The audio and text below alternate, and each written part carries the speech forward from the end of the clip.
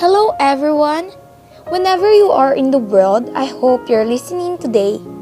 And of course, thank you for those who are tuning in for my podcast this day. This is Sam, and today is April 27 of the year 2022, and I'm gonna be talking about a very important subject when it comes to communicating on the internet, which is cyberbullying. Cyberbullying is something that becomes prominent over the years, probably within the last 10 years, with how much social media is growing and how young users are beginning to use social media at such a young age. So before I start, I'd like to give my thoughts and opinions about cyberbullying. It's kind of scary with cyberbullying because we all kind of haven't had an interaction with it in some one way or the other. When we're mean, we might say or do things that can hurt others. We might be feeling angry, upset, or jealous. It could happen once or maybe even twice. I expect all of those who are listening to my podcast today that you can learn something from this topic and apply it if you encountered something like this in the future. So then, what is cyberbullying? Cyberbullying is like bullying, but it happens on the internet or on a device like your phone, which can make it kind of different.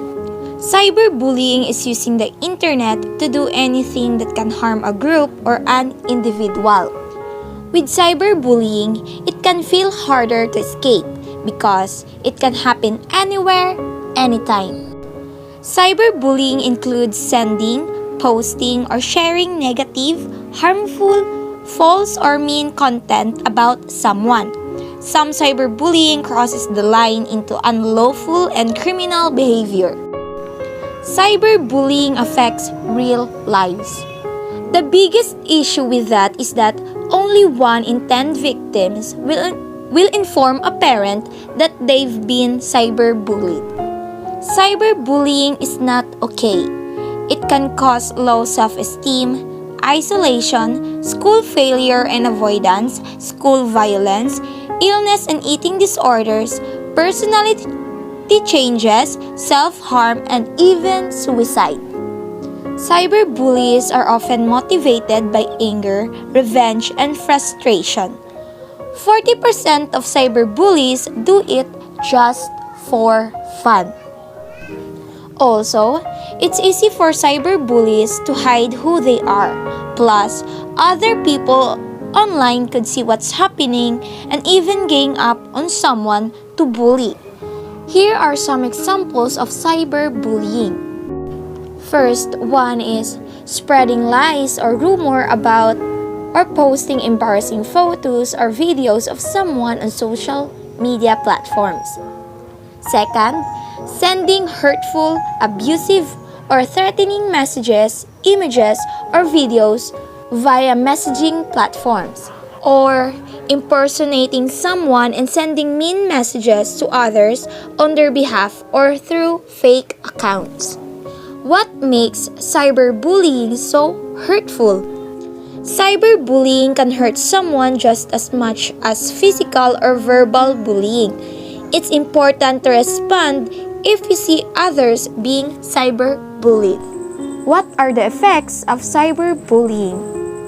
Cyberbullying is a very serious issue affecting not just the young victims, but also the victims' families, the bully, and those who witness instances of cyberbullying.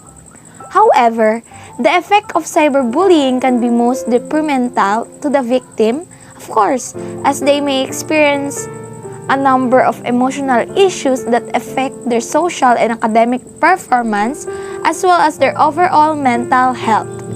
The effects of cyberbullying also include mental health issues, increased stress and anxiety, depression, acting out violently, and low self-esteem.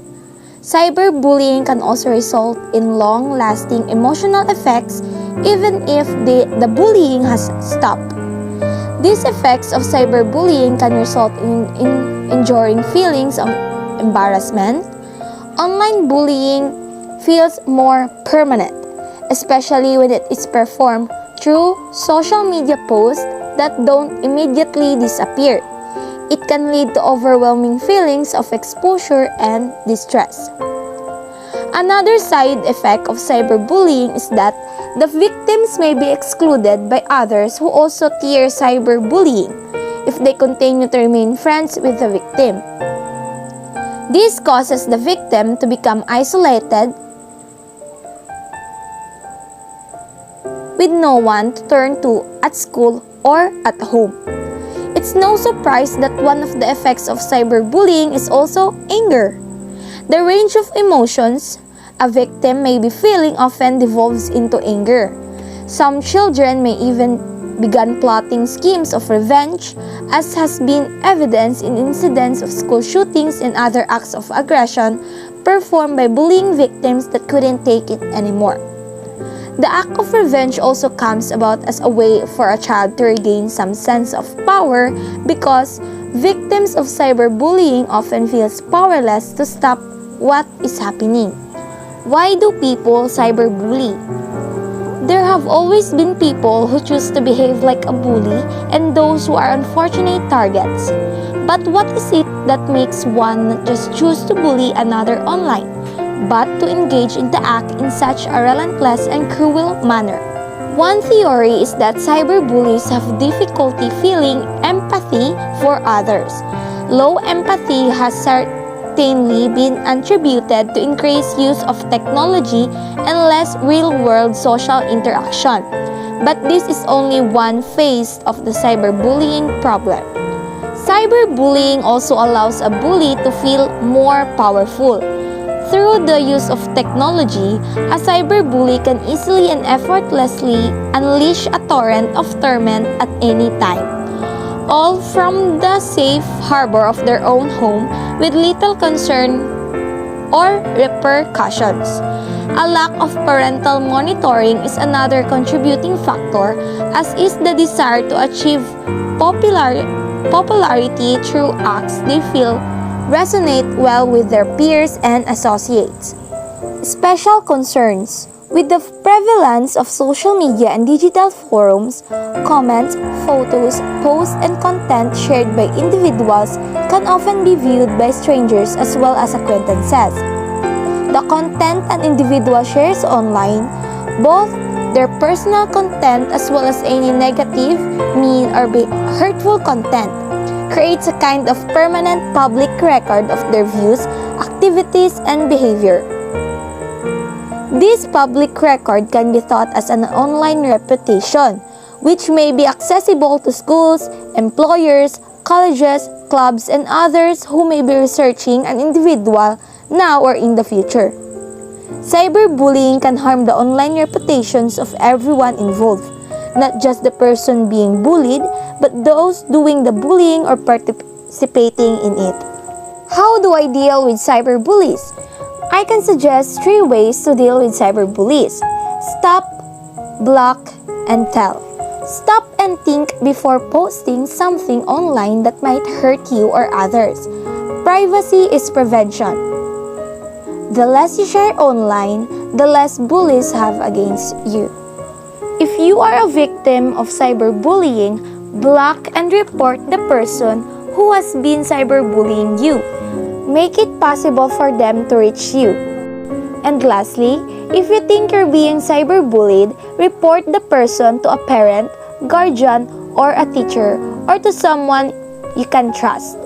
For the bullies, you don't know how much your words can hurt. It will remain forever. You can stop cyberbullying.